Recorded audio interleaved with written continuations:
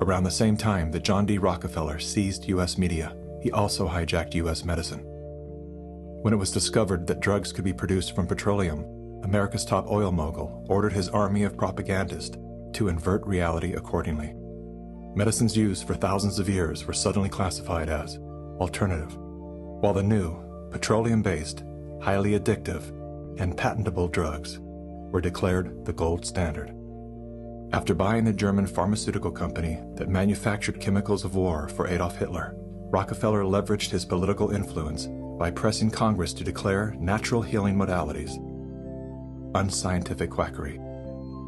Rockefeller then took control of the American Medical Association and began offering massive grants to top medical schools under the mandate that only his approved curriculum be taught.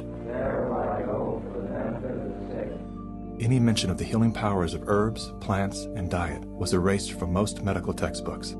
Doctors and professors who objected to Rockefeller's plan were crucified by the media, removed from the AMA, and stripped of their license to teach and practice medicine. Those who dared to speak out were arrested and jailed.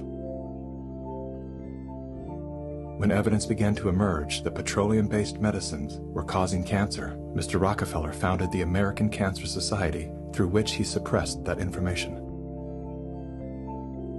John D. Rockefeller is duly credited as the founder of the pharmaceutical industry, and the reason that medical error is currently the third leading cause of death in America. This is not an indictment against doctors. More than anyone, they are under the stranglehold of the single largest lobbying power in Washington. Every year, the pharmaceutical industry spends at least twice the amount as big oil to influence laws, policies, and public perception. Thanks to Mr. Rockefeller, the architect of American monopolies, no industry has more power over our lives than Big Pharma.